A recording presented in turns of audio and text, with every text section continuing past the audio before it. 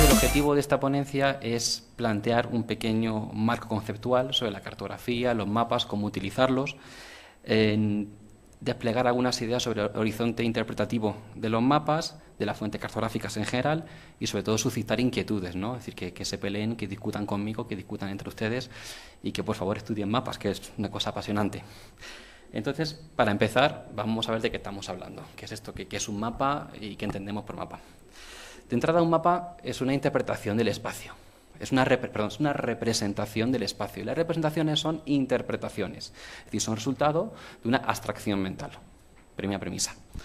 Segunda premisa, el mapa es un canal de comunicación, es decir, el mapa transmite una serie de informaciones, de ideas acerca del territorio, de las relaciones humanas con ese medio que está a su alrededor. Y el mapa permite la toma de decisiones, la toma de posiciones, es decir, la orientación por parte del usuario y la persona que está manejando el mapa. Si no, es otra cosa. Es decir, como estas tres premisas son, digamos, la clave del mapa. ¿Y cómo se construye el mapa? Pues se construye de una forma convencional, es decir, una serie como de pautas más o menos que se repiten o se utilizan, a veces se obvian, a veces se invierten. Ahora pongo unos ejemplos. Una serie de convenciones como puede ser el uso del color, como puede ser unas normas, unos patrones, unas cuestiones mínimas como las coordenadas o el norte y el sur. El mapa siempre es esquemático, es decir, sintetiza en símbolos, en iconos y, por supuesto, es selectivo. No representa toda la realidad ni representa toda la geografía. No aparecen todos los árboles dibujados en los mapas ni todos los edificios. Hasta ahí se sintetiza. En 4 rayas, directamente en 4 rayas, se puede dibujar perfectamente lo que es el Golfo de México para unos fines concretos de orientación, para indicar un lugar, un destino militar o cualquier tipo de operación que se quiera hacer sobre el territorio. Este mapa es del siglo XVII, casi del siglo XVIII, y este es del siglo XVI. Es de estas cartas que se hacen en la Casa de Contratación a comienzos del siglo XVI, en torno a 1530 y tantos. Y primera idea que quiero dejar clara es el hecho de que haya más o menos información geográfica, de que sea más o menos simple, no implica que se desconozca el territorio, ni implica que se tenga menos información sobre el territorio, que se quiera engañar. Sencillamente es que se está dibujando el mismo espacio para fines diferentes. Entonces vamos a desterrar un poco esta lectura teleológica de los mapas de a más información, más conocimiento. No tiene nada que ver. Otro ejemplo. Este mapa pertenece a un derrotero de las costas del Mar del Sur, en concreto es el Mar de California. No sé si ven California, es la parte que está invertida hacia arriba, esa colita que se asoma. Es decir, un mapa puede representar muy minuciosamente o intentar ser muy minucioso en dimensiones, como en este caso la costa, es decir, cuáles son los cabos, los golfos, la desembocadura de los ríos, y sin embargo obviar completamente el interior del continente, porque sencillamente no interesa, proceso de selección. El mapa se puede construir, o lo podemos construir nosotros, ya con la tecnología que tenemos al alcance de la mano, para conocer un camino, un recorrido preciso, y en ese camino pues siempre vamos a tener varias opciones, y va a depender evidentemente de quién lo construye y cómo lo usemos.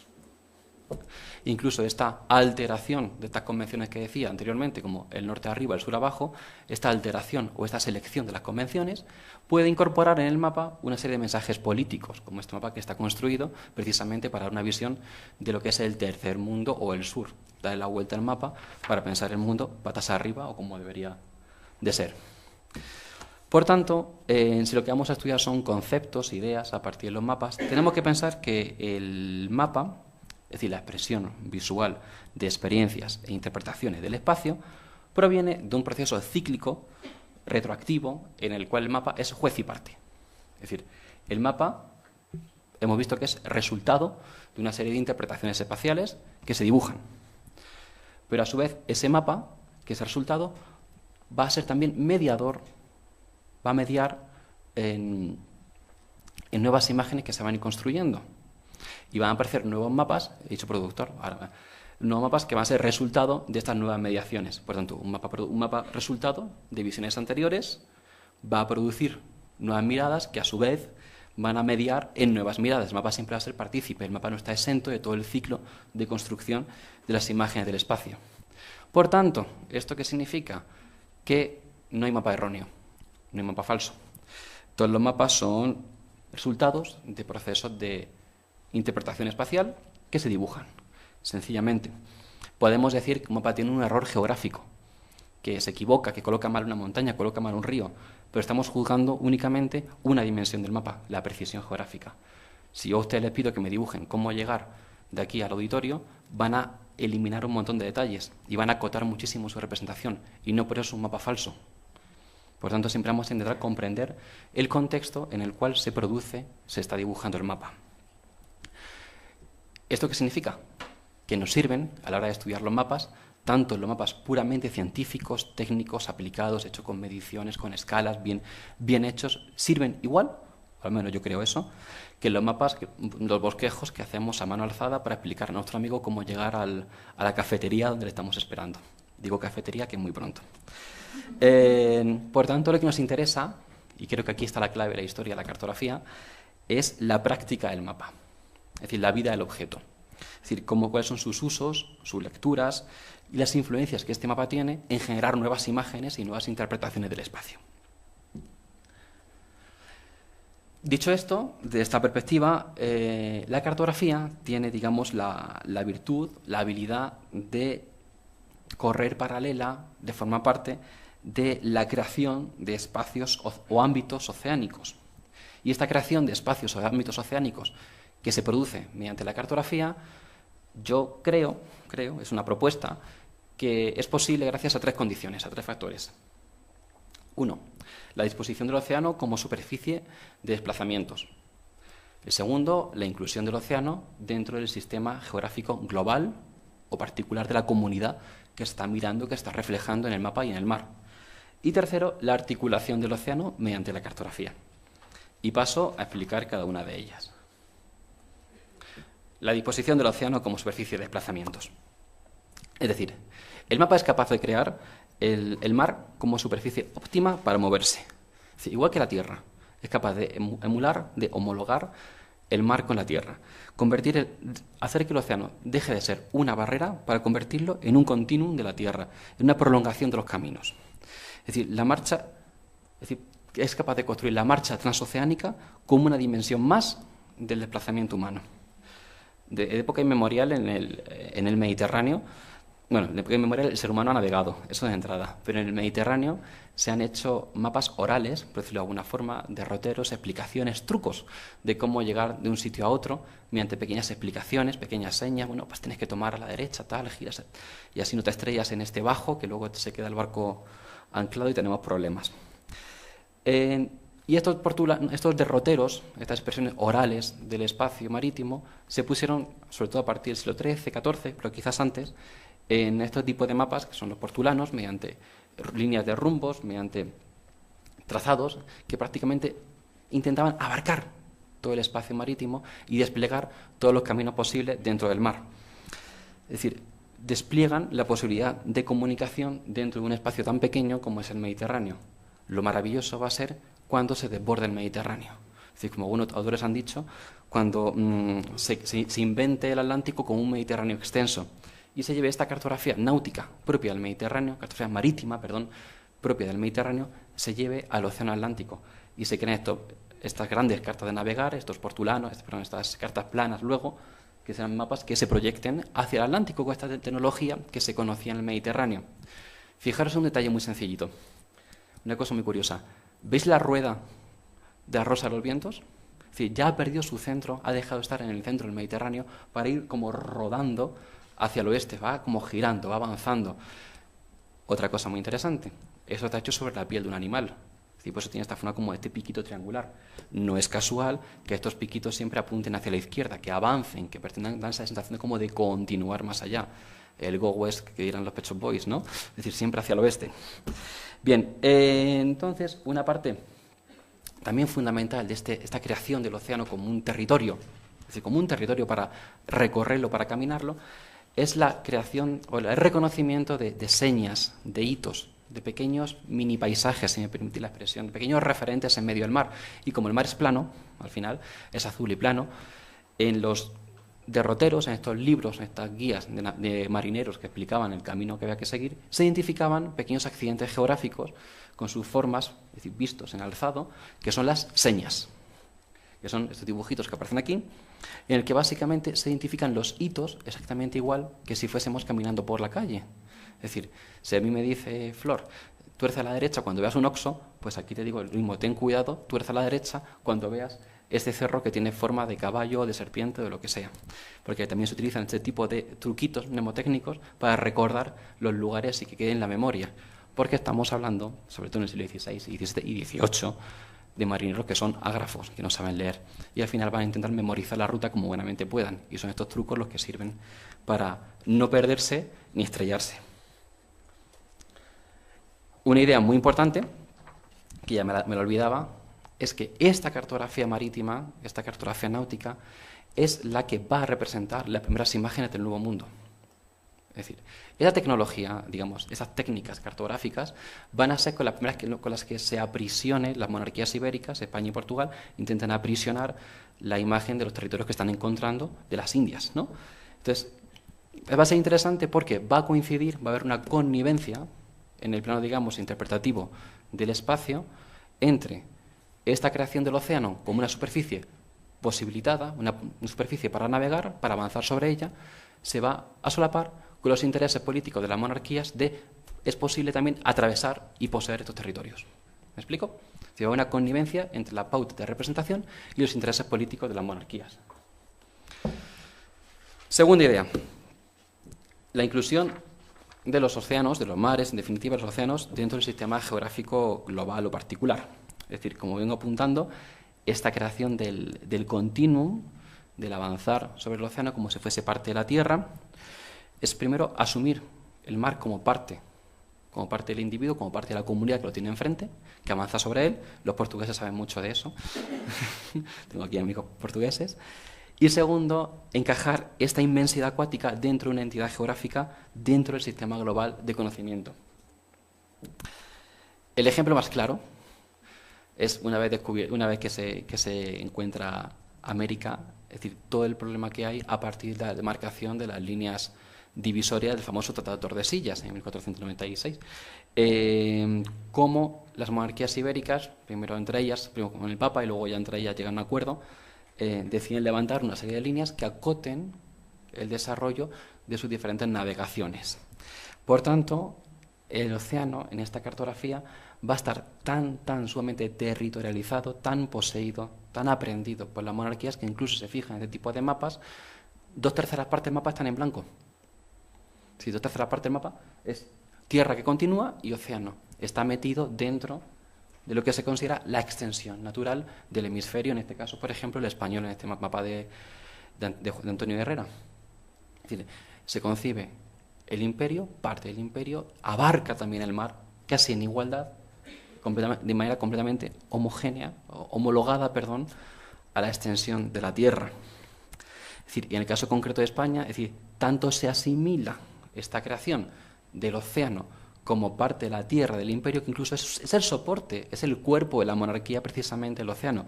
Este mapa se hace a mediados del siglo XVIII, lo hace Vicente Memige, es un filipino. Entonces, no sé si ven, o si la flecha, ¿ven la flecha por algún sitio? Sí. Mira, esto es América, no sé si la reconocen América, América del Norte, América del Sur, aquí están las Filipinas, y la cabeza, como no, es España, ¿no? Entonces, han colocado una alegoría de la monarquía sobre un mapa, precisamente las piernas del imperio, las que la articulan, las que le dan pie, son las rutas de la navegación en el Pacífico. Y en el pecho no deja de ser el océano Atlántico, que como veremos, para alguno es el mar de España. Por tanto, se ha construido esta imagen, digamos, de poder, esta imagen de posesión del mar como parte intrínseca a la monarquía. Claro, los españoles no son los únicos que hacen mapas.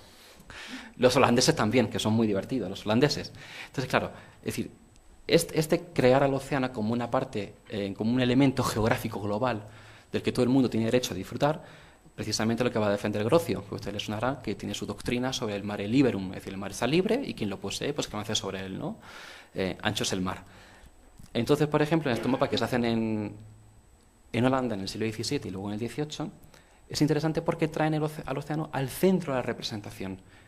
marginan completamente, primero, ni dibujan, por supuesto, la línea de Tordesillas y el antimeridiano, que no está igual a los holandeses.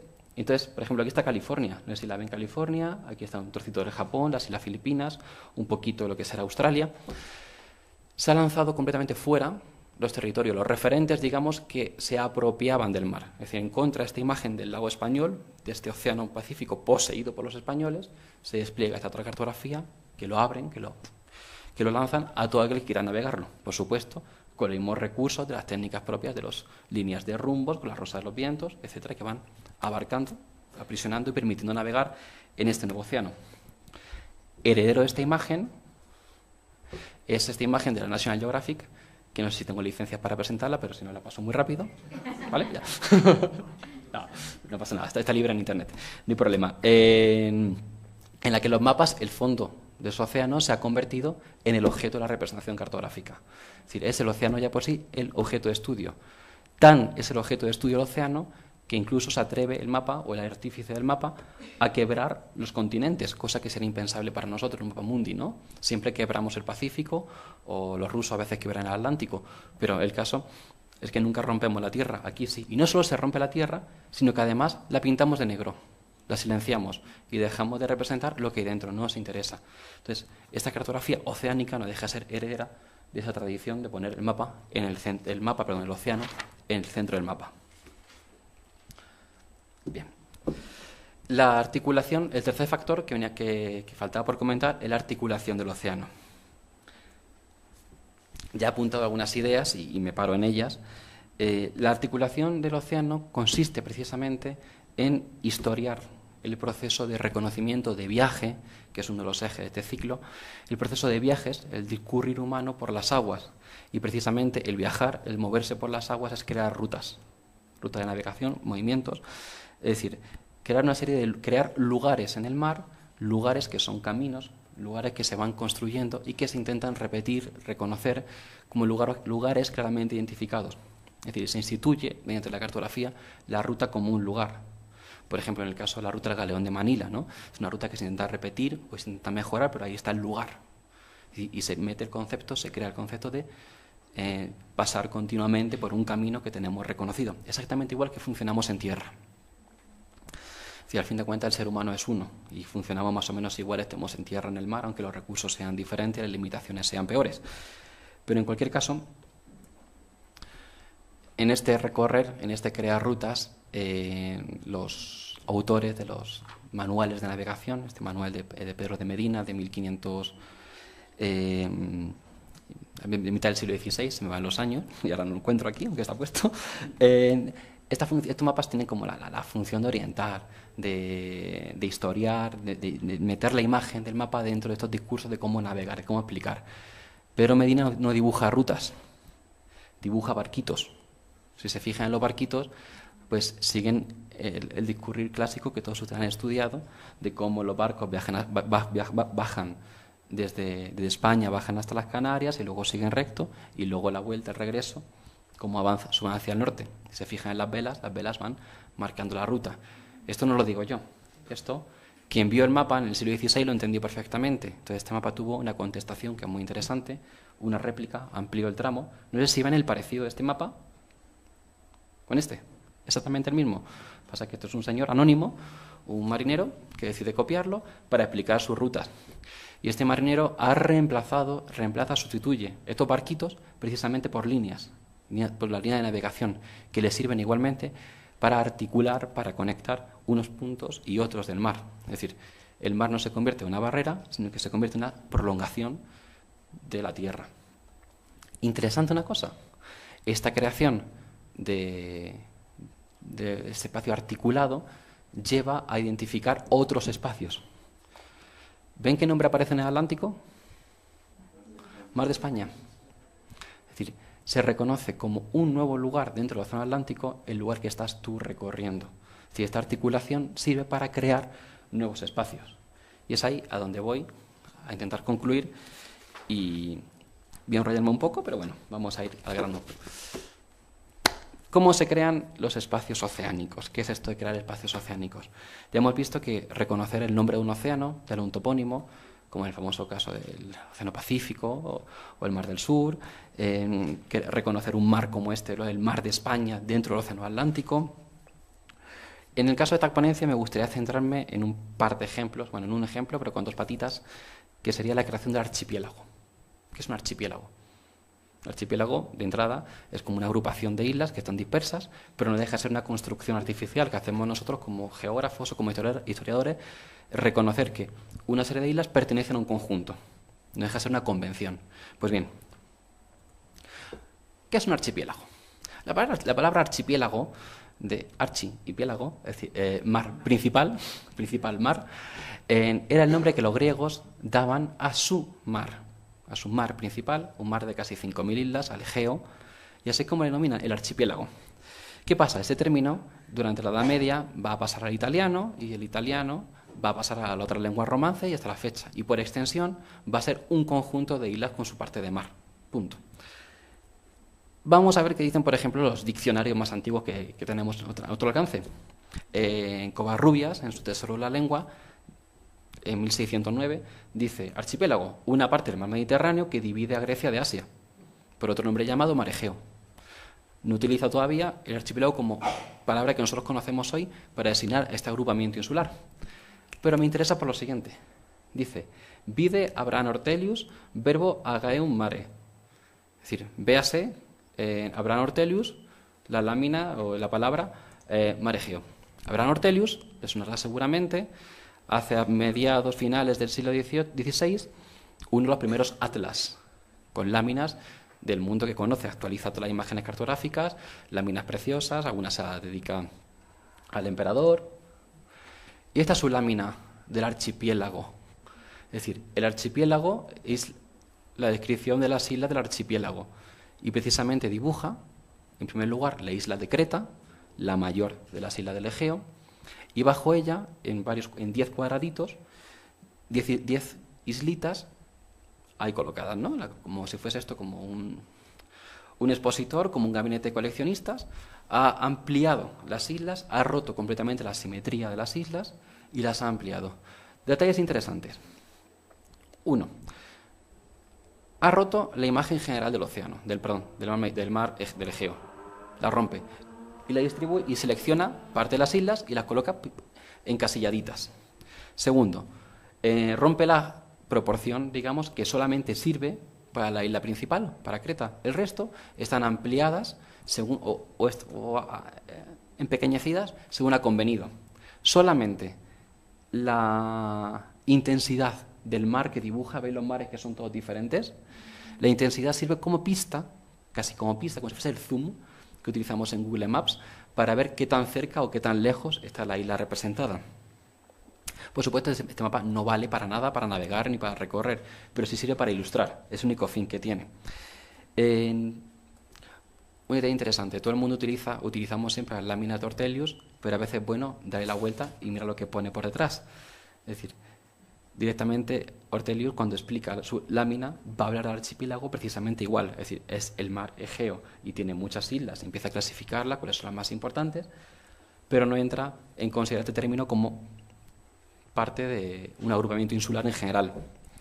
Esta técnica de desmontar los archipiélagos, entre comillas, de ahorrarnos pintar en azul mucho espacio, es decir, de construir estos cuadraditos, se va a utilizar hasta el siglo XIX, incluso en el siglo XX y en el XXI se utiliza.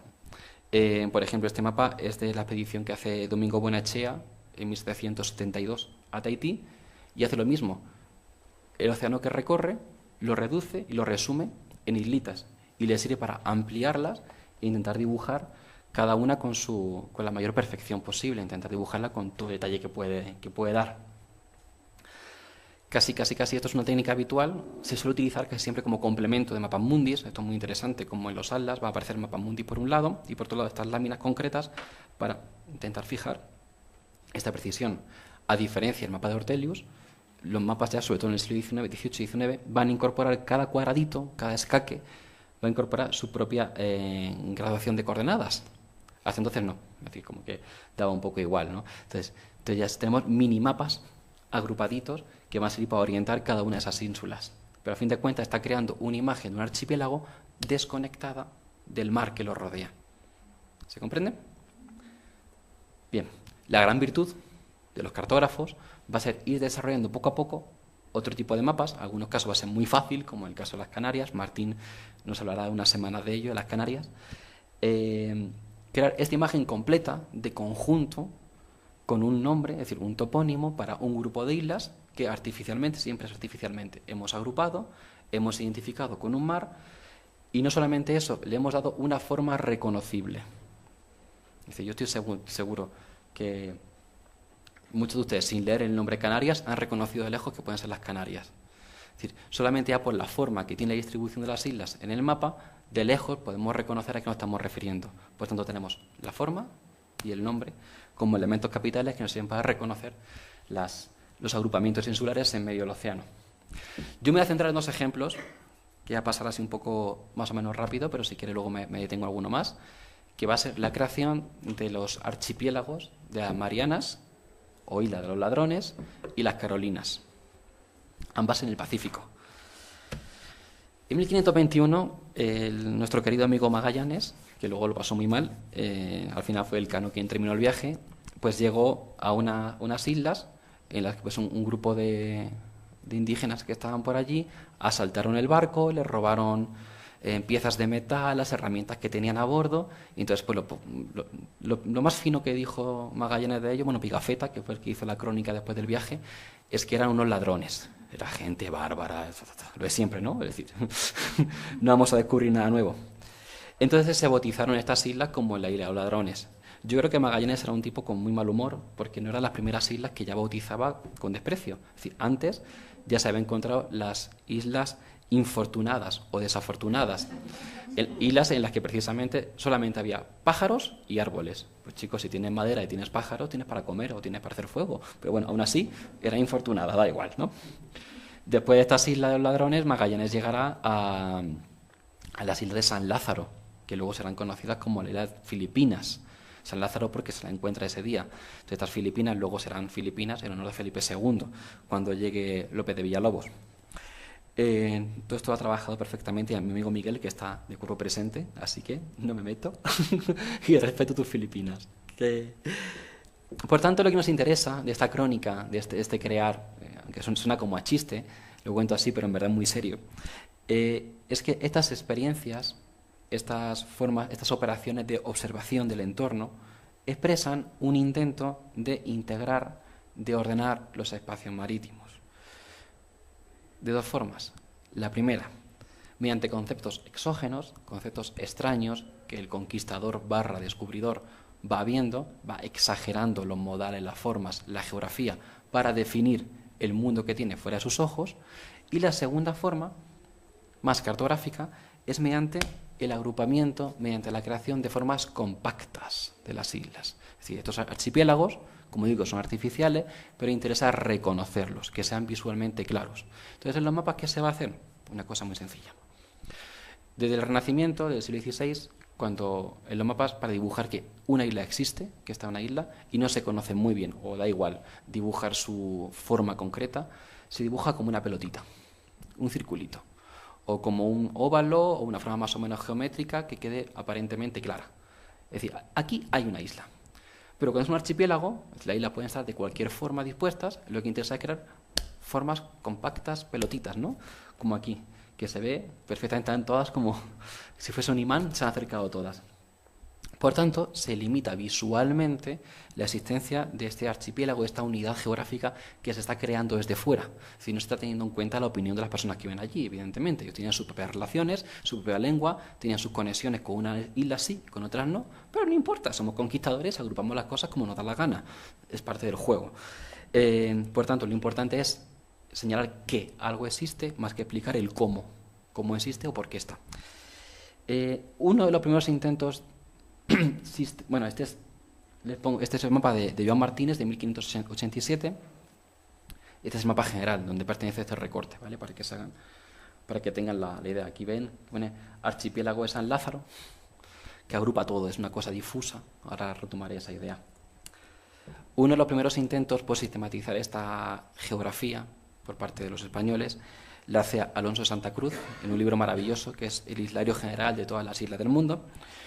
en el que pues, cada una de las láminas pues, va a intentar representar todas las islas conocidas hasta el momento. En Santa Cruz, Alonso de Santa Cruz, se sirve de uno de estos marineros que van navegando por el Pacífico, de Jofre de Loaiza, que tuvo, y leo textual, tuvieron información de que en estas islas los ladrones eran 12 o 13, y todas muy bien pobladas de negros, todos muy bellacos y ladrones. No tienen las islas otra cosa que de provecho sean, es decir, solamente negros bellacos. Pero claro, la clave era que eran 12 o 13. Entonces, como tenemos duda de cuántas son, bueno, pues dejamos una así, medio dibujada, medio coloreada. Pues si algún día alguien, pues la 13ª isla, pues quedó dibujada. Así medio insinuada. El caso es que la cartografía impresa, la que va a circular por Europa, se va a servir, por un lado, de estos relatos de Magallanes, que muy pronto van a circular, pero por otro lado, como la monarquía hispánica va a intentar, que luego nunca lo consigue, mantener cierto sigilo, cierto secreto, se va a servir ¿de quién? De los piratas, como no, de Drake y de Cavendish, por ejemplo.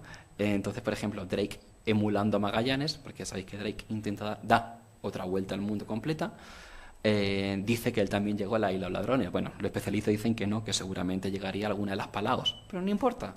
A Drake le interesaba llegar como Magallanes a las islas de los ladrones. Cavendish sí parece ser que llegó a Guam y incluso explica los chamorros, habla de cómo son. Pero, por ejemplo, en el mapa de Ortelius, vuelvo a Ortelius, en el mapa del Pacífico, que es muy conocido, Ortelius se sirve de fuentes españolas, mejor dicho, las fuentes que los españoles le dejaron manejar. La isla de los ladrones es una cosa muy difusa, por no decir que es un puntito, solamente un topónimo ahí en medio, y no precisa ni forma ni nada. Es isla de los ladrones y ahí queda. Y eso, a pesar de que unos años antes, Giacomo Gastaldi ya ha publicado en un mapa que es diseño de tercera parte de Asia, ya dibuja las islas o ladrones con una forma que es más o menos ajustada a la geografía que se conoce, es decir, una cadena de isla de norte a sur. Vamos a ir viendo cómo la imagen se va actualizando, se va perfeccionando, y mira que esa palabra no me gusta, pero bueno, en este caso sí, se va perfeccionando la imagen. Ahí va. Ya desde los años 40 del siglo XVI, los cosmógrafos españoles están manejando imágenes más o menos ajustadas, más o menos precisas de cómo es este archipiélago, el de las Marianas. Por ejemplo, Sebastián Cabot, que es este mapa de 1544, las dibuja ya prácticamente, es decir, perfectamente, como una cadenita de isla de norte a sur, con sus nombres, intentando recuperar los nombres de los naturales, pero sigue manteniendo estas convenciones de crear agrupamientos insulares, como veis, ¿no? Es decir, están muchas pelotitas en torno a la isla principal, que generalmente va a ser la isla que dé nombre al topónimo del archipiélago. O Sancho Gutiérrez, en 1551, lo mismo. Es decir, va a construir esta imagen de las Marianas, ya no como esta agrupación, como esta pelotita, sino como una forma identificada. He dicho ya Marianas 2 veces, pero realmente estos marianos son los ladrones. Ahora veremos cuándo pasan a ser Marianas. Después de Alonso de Santa Cruz con su Hilario, el segundo gran intento, digamos, de los cosmógrafos españoles por sistematizar la geografía es de otro cosmógrafo mayor, López de Velasco, cuyo trabajo lo lleva a la imprenta en Juan de Herrera en 1601, a comienzos del siglo XVII. Las islas de los ladrones, o islas de las velas latinas, que hace referencia a las velas, al velamen que tenían los barcos que utilizaban naturales, siguen sin ser todavía exploradas, reconocidas en serio, pero circulan una serie de descripciones. Por ejemplo, a raíz de las 10 islas de los ladrones es una cordillera de 16 isletas juntas que corre norte a sur, con el medio de la costa de Guinea, de 12 grados a 17 de altura septentrional o más, no lejos de las Filipinas al oriente. Sus nombres son la inglesa, la más septentrional, y tras ella, bueno, Otama, Ochameocha, hasta Bolivia. Da una definición que no, una enumeración que no va a coincidir, pese a todo, con el mapa que va a hacer, pero no pasa nada. Lo que nos interesa de este mapa que hace Antonio de Herrera junto con ese texto es lo siguiente, mapa que por supuesto copia de López de Velasco.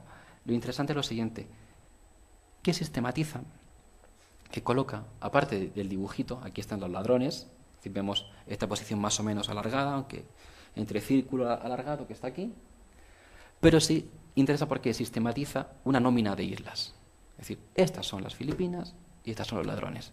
Está creando, diferenciando dos entidades geográficas muy distintas. Está asociando topónimos, nombres bien clasificados, con una forma geográfica concreta. Aquí están.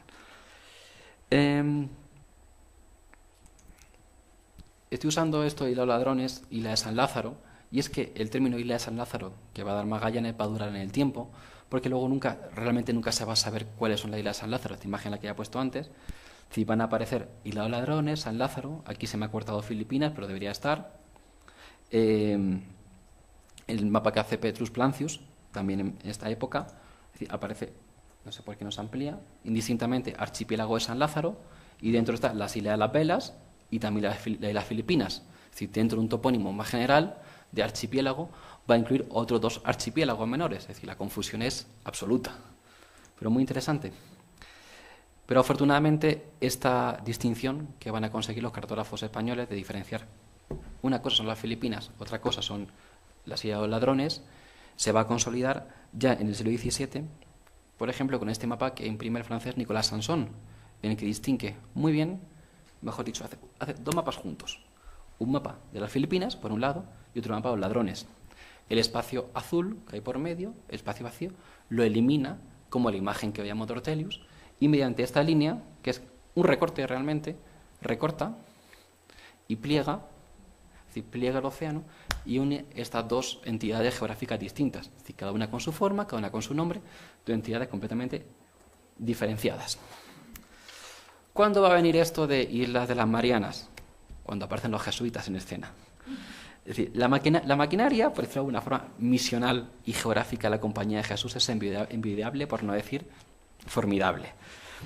A mitad del siglo XVII, en 1662, el padre Diego Luis de San Vítores inicia una serie de reconocimiento por estas islas, buscando indios abandonados, dejados literalmente a la mano de Dios, y bueno, pues intenta pedir financiación, a ver si el rey de España le puede financiar, le puede sufragar un poco toda la campaña esta misional. Claro, afortunadamente consigue que la reina regente, la reina Mariana, les apadrine, mejor dicho, les amadrine el viaje, y claro, en agradecimiento pues le pondrán a las islas de las Islas Marianas. Una de las primeras relaciones que van a dar estos padres jesuitas la va a dar el padre Luis de Morales, y va a empezar a contar cómo, y leo textualmente, no es este texto que está aquí, dice que hasta el presente se ignoraba la situación, el número y hasta el nombre de todas estas islas, separadas del resto del mundo por los vastos mares que las rodean. Y entonces dice, todo fue gracias, o se conoció gracias, a los mapas exactos levantados sobre el terreno por el padre Alonso López. Es decir, el padre Luis de Morales va a recuperar la cartografía del padre Alonso López, que va a ser traducida al francés por Le Gobian, otro jesuita, que la van a dar a conocer a todo el mundo en la famosa Historia de las Marianas. Este va a ser el mapita que ilustre esta imagen ya de las Islas Marianas, o Archipiélago de San Lázaro, ahí queda como una cosa difusa, el Archipiélago de San Lázaro, y dicen, entre el gran número de islas de que se compone el Archipiélago de San Lázaro, solo se conocen del todo 14 que se extienden de norte a sur, casi siempre en la misma línea. Para juzgar la estación y situación de estas líneas no hay que fijarse en los mapas geográficos donde no pueden estar con exactitud, toda vez hasta que hace pocos años no se ha sabido sus nombres y verdadera situación. Es decir, es un logro de los jesuitas el que conozcamos cómo están las Islas Marianas. Y es muy interesante esta lámina, que parece casi como un marcapáginas. ¿Por qué? Porque el mismo mapa funciona como recorte de la inmensidad del océano. Es decir, una imagen alargadita, es decir, el soporte del mapa sirve como expresión visual de la porción de océano que estoy recortando. El soporte funciona acompañando la imagen, la imagen del nuevo archipiélago o entidad geográfica que se está creando. Interesante. Juegan, o mejor dicho, no sé si consiguen leer, pero en los nombres que van a proporcionar van a respetar, por un lado, el nombre, digamos, aborigen, o el nombre original de los chamorros, y a la vez van a poner el bautismo de cada nombre, es decir, la isla San José, la isla Santa Marta, Santa Isabel, de la Asunción, no sé. Es decir, y a la vez el nombre con el que se identificaban cada uno de los naturales, pero bueno, habrá que ver si sus nombres realmente se correspondían o no. A veces eran puramente accidentes comunicativos lo que daban nombre a los lugares.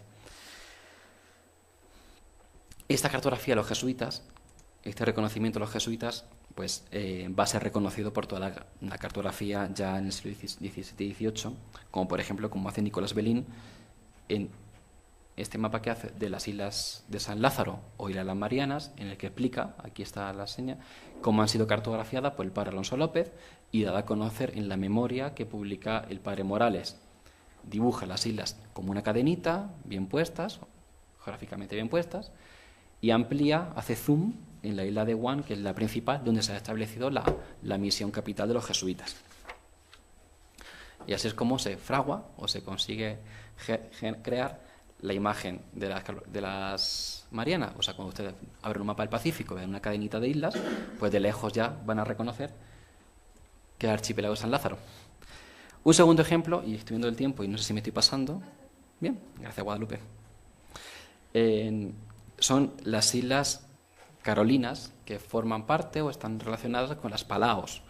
Bien, después de Magallanes, después de pasar a Magallanes, el Pacífico es un totum revolutum. Es decir, es imposible fijar en el mar la ubicación precisa de las islas. Hay muchas dificultades técnicas. Es decir, la longitud, la altitud, la altura es muy fácil, pero la longitud es bastante complicada.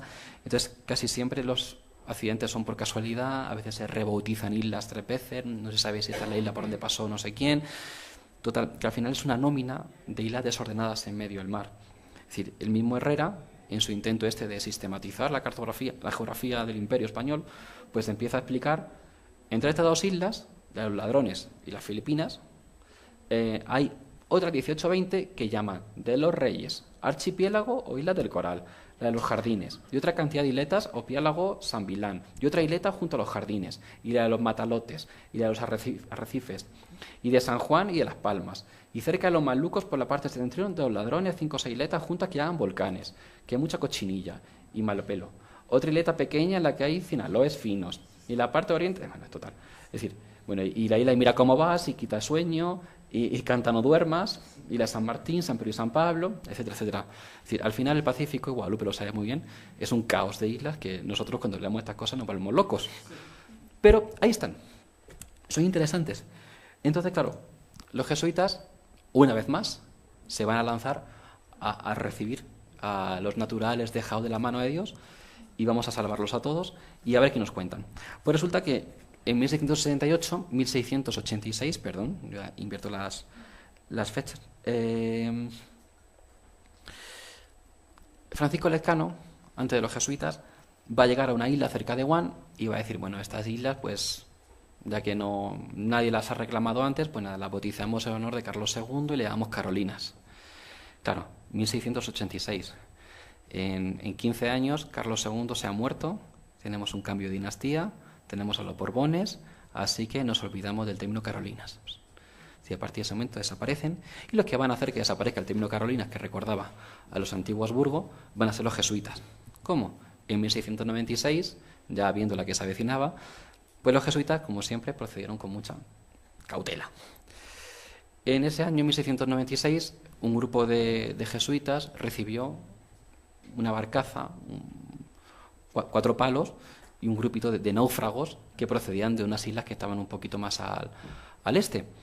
Estos indígenas dijeron que venían de las islas País o Palaos, y entonces los jesuitas les dijeron, por favor, pues contadnos dónde está esa isla, porque si merece la pena, vamos para allá a misionar.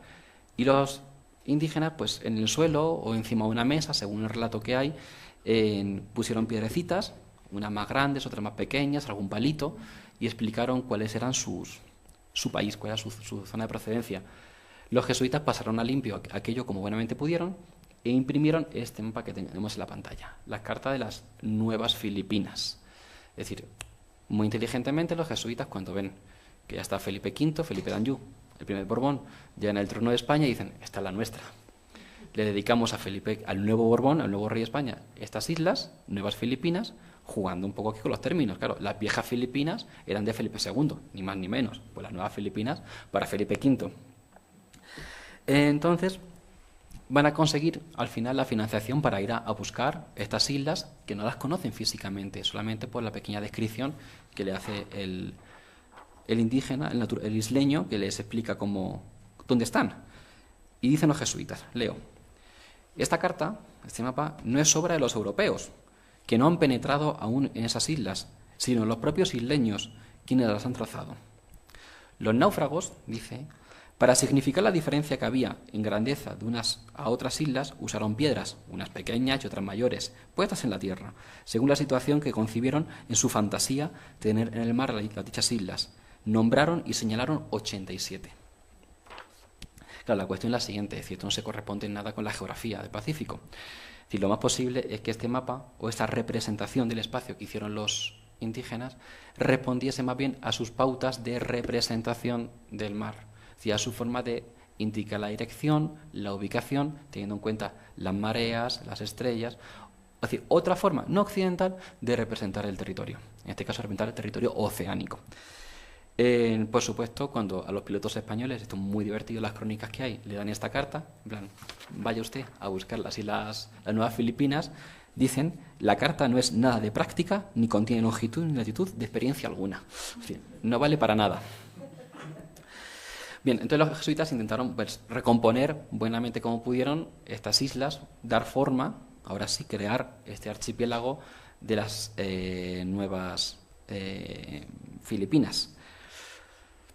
Varios marineros, varios pilotos van a intentar navegar, por ejemplo Francisco Padilla en 1710, ya estamos en el siglo XVIII, Bernardo de Egui en 1712, y de este último viaje, Bernardo de Egui, pues va a salir este mapa que se va a publicar, no lo he dicho, igual que el anterior, en una relación, en una colección de cartas geográficas que hacen los jesuitas, que se llaman las cartas edificantes y curiosas, que eso es una colección de sus viajes, explicando lo que han contribuido ellos pues, a conocer el mundo.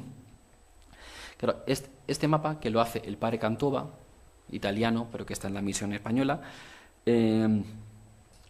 va a cambiar ya completamente la imagen anterior, ya no es este conjunto así medio circular, medio como con arquitos que se superponen, para comprender una imagen más o menos alargada de este conjunto insular, de estas nuevas Carolinas, de estas nuevas Filipinas o Islas Carolinas. Va a ir cambiando el nombre según interese imprimirlo en época de Carlos III. Se va a ir jugando un poco con el topónimo en función del interés político del momento. El caso es que esta cartografía va a ser validada, reconocida por los cartógrafos más ilustrados. Entonces, Baugondi, que les sonará que es lo grande, es el impresor de la enciclopedia francesa, por ejemplo, la copia literalmente, la plagia, con toda la que dice que la hace él, y la imprime en la Historia de la Navegación en las Tierras Australes de Charles de Bros en 1756. Es decir, se valida esta imagen de las Islas Carolinas como una forma muy distinta a la imagen que había dado los indios palaos. La interesante de esta imagen del padre Cantova es que él hace una carta, una crónica, explicando cómo están organizados este archipiélago. Es decir, de manera textual, en texto, va explicando, vale, vamos a ver, hemos conocido estas islas, pero aquí hay un grupo de isleños que hablan una lengua, otros hablan otra, estos tienen unas costumbres diferentes. Ah, bien, perfecto, gracias, Guadalupe.